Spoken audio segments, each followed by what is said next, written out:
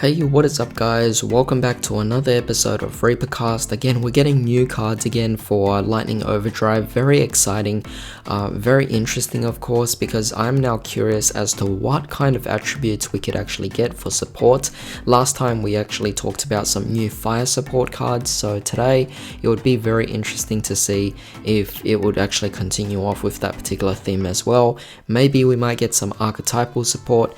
But of course I don't want to just continue rambling on here, so let's just get started. The first card we have here is, oh great, it's a Paleozoic Link monster, so that's pretty cool. We have here Paleozoic Cambro Rasta, very interesting naming.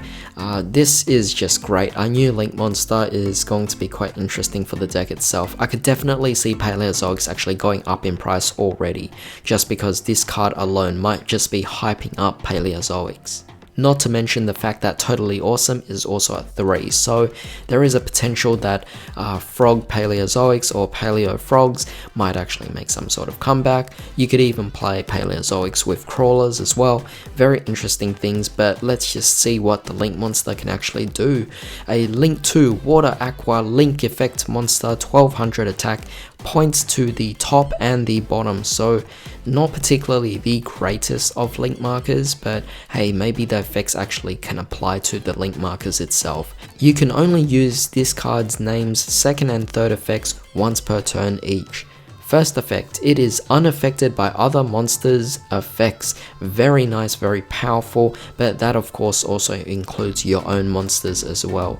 Of course I'm not really considering the fact that you're going to do anything, but you know, if you actually had any monsters on your side that could buff the attack of your own monster or give some sort of protection power to it or anything like that, then your Paleozoic Link monster wouldn't even be affected by it. So it's a good thing to keep in mind. For the second effect, you could target one face down card in a spell and trap zone, send it to the graveyard. If you do, set one Paleozoic trap card directly from your deck, and if you do that, it can be activated this turn. So very powerful, very nice. What I like about this is the fact that you could actually just send a face down card in your spell and trap zone, meaning if you have any particular spells or traps that could activate in the graveyard the minute it was actually sent there, then this particular Link monster could kind of accelerate those kinds of decks that actually play it, giving those particular kinds of decks viability to also synergize with the Paleozoic engine in general as well. So it's a great way to introduce or expand on the genericism of Paleozoics to be played in potentially every other archetype out there as well that might be able to synergize with this. For the third effect, if a face down card you control would be destroyed by a card effect, you could banish this card from your field or graveyard instead. So again, very nice, adding in a bit of a protection effect. And you know what, for Paleozoics that kind of makes sense. It really makes things look really good here. A bit of protection is always just nice, and the fact that that's also quite generic as well, very amazing. What I like about this particular card is the fact that this kind of could be used in Crawlers for sure. I mean, you could protect your Crawlers, which is quite impressive. The second card we have here for today is called Booby Game. Very interesting name. So basically it's a normal trap card, and the second effect can only be used once per turn. First effect, if a monster battles during damage calculation, you take no battle damage at all, which is very amazing. As for the second effect, if this set card you control is destroyed by an opponent's card effect and sent to your graveyard, you can target up to 2 normal traps in your graveyard, accept itself, and set them to your field. And they can also be activated this turn as well. That is actually quite crazy. That's quite strong, because the fact of the matter is you could actually just set this card down, and let's say you had some cards that allow you to mill your deck so that you could get some trap cards into your graveyard, given they have to be normal trap, but you could have quite a few interesting trap cards to actually put there. And the fact that Booby Game could actually retrieve 2 trap cards from your graveyard and allow them to be activated the turn it was set is just a really powerful effect. What's more amazing about this card is that it could make your opponent scared to actually play Harpy's Feather Duster, which I am definitely all for. Alright, so next here we have 2 cards which come together, maybe they're actually part of the same archetype, maybe they just have that kind of synergy.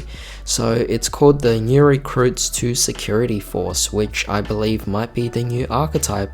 So we have 2 new cards here. The first card is Security Force Dog Tag, level 5 Light Machine Effect Monster. Kind of reminds me of Cyber Dragons, but let's just see what we get.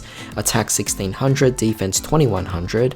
The first effect of this card's name can only be used once per turn. First effect, if your opponent normal or special summons a monster while you control a Security Force monster, you can special summon this card from the hand. So it's not too bad of an effect because of the fact that it can special summon very easily, but it has to kind of be done during your opponent's turn. So it's a bit iffy there. I mean, if they do Nibiru you, then this card would actually be not too bad at all. Second effect, during your main phase, your opponent's monsters in the same column as Security Force monster you control cannot activate their effects, which is nice and all, but again, it's not particularly amazing.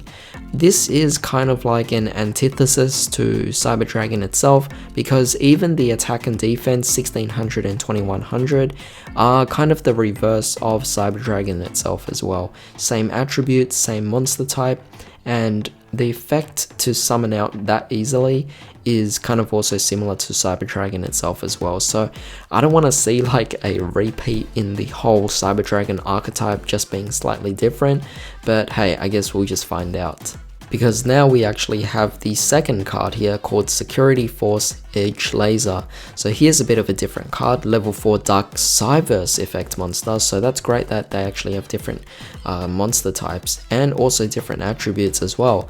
Attack is 1500, defense is 1300. First effect of this card can only be used once per turn. First effect, if this card is normal or special summon, you can special summon 1 Security Force monster from your hand in attack position except itself. Very amazing, great extender right off the bat, so I can't complain about that. As for the second effect, monsters your opponent controls in the same column as Security Force monsters you control cannot be used as material for Link 3 or higher monsters. So a bit of a small restriction for your opponents, which is definitely really nice.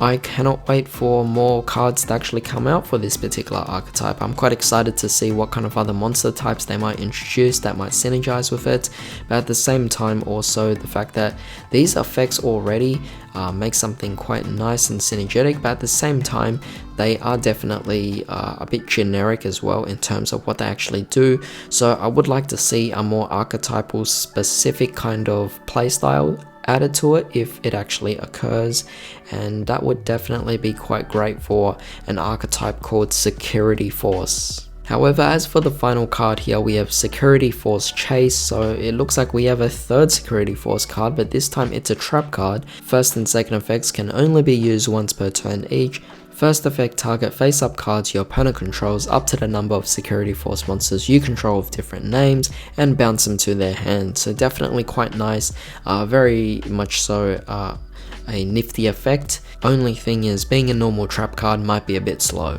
However, the second effect is, if a Security Force monster you control would banish a card from the hand to activate its effect, you could banish this card from your graveyard instead. So we're already kind of seeing that the future Security Force cards or support might actually have a generic effect where they need to banish a card from the hand to activate their effects, making either this trap card to be very crucial if that's the case, but if it's not the case that their common effect is to banish a card from the hand to activate their effects, then this trap card would kind of be pointless.